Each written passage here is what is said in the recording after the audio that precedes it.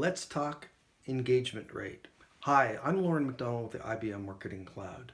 Really excited today to talk about a metric that we're incorporating into the IBM Marketing Cloud benchmark report that really provides sort of great insight into how consumers, how recipients are interacting with your emails beyond sort of the open and click-through rate.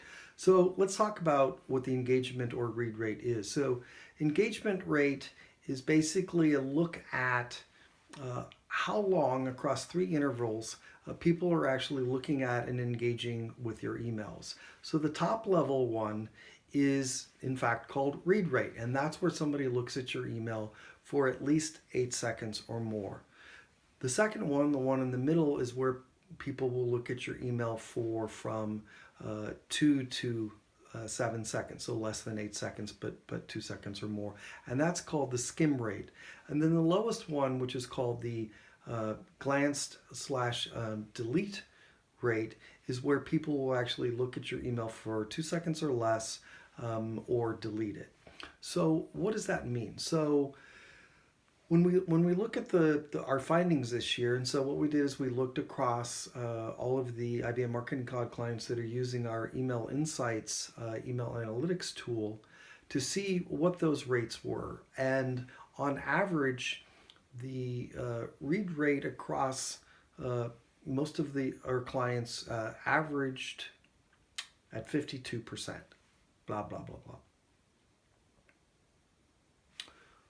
When we looked across the client base this year that was using Email Insights, what we saw was that a 52% average read rate, meaning again that on average the emails of our clients were being read 8 seconds or longer 52% of the time. The remaining part of that, the other 48%, was divided kind of almost evenly between the skimmed and the glanced rate. And so what that means is, if you turn it on sort of its head, on the negative side, is that nearly half, again that 48%, of most brands' email recipients are only giving the email a few seconds and then moving on, right? Whether it's just closing it out, deleting it, ignoring it, whatever. But it's important to understand where you're at, right? It's important to benchmark yourself. How are you doing relative to your peers in sort of similar industries? Are you sort of in the same ballpark, or are you well below, right? So what is it that then, if you're not on par, what is it you can do to sort of impact that? So beyond benchmarking your email program against your peers with that engagement rate, I'd also suggest that you add on top of that the click to open rate. Those two metrics together will provide a really good sense of what people are doing once they're opening with the email. Are they opening it and then clicking? How long are they engaging with those emails? So I like to marry those two metrics up together. Once you have a better understanding of, do you have some problems? Are you well below your peers, etc.? Are you doing okay? Then it's time to sort of do something about it. What can we do to actually improve that engagement rate?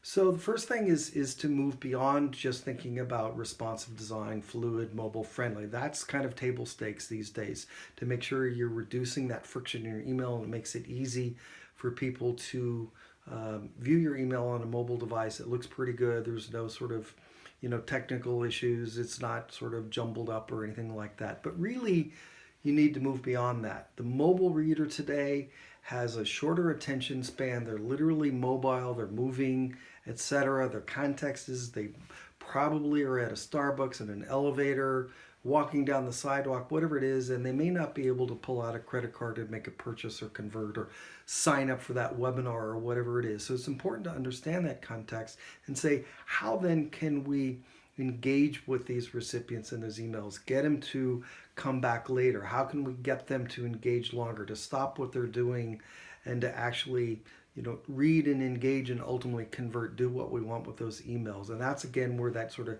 combination of the engagement rate and click to open rate will help you understand kind of from a diagnostic level of what's going on. And so a couple of quick tips on kind of how to improve those engagement rates is first and foremost. Obviously, continue to optimize and test subject lines. Don't just stick with kind of the same old thing, but throw out some completely new ideas. There's a lot of nifty tools out there today that can help you test and try a lot of different subject lines that convey emotion, not just things like 50% off or sign up or watch our webinar or whatever it is.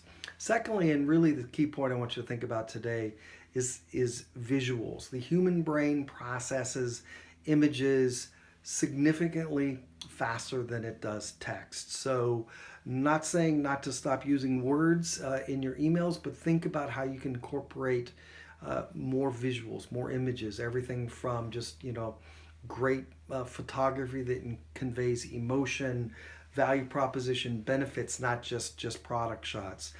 Think about using things like emojis, videos, animated GIFs, infographics, whatever it is. Think about how you can use images so that people, when they are actually glancing, looking at your email, when they're in motion or whatever it is, that they quickly get a sense of what's going on. Their brain can process it much more quickly than words. It pulls them in, and then and only then will they probably read a lot of the supporting text that goes with it. So then also test that. Test, not just the other way, the words that would then sort of pull people into images, but test how the images drive that engagement, and then the words sort of support that ultimately might help drive to sort of the conversion, and click on those bulletproof buttons, etc. So, those are sort of a couple of quick ideas thinking about how to leverage images and testing content and subject lines, etc., to really start to drive up that engagement rate. So I hope the explanation of the role and value of engagement rate and a couple of very quick tips was of value today. And so until next time, take it up a notch.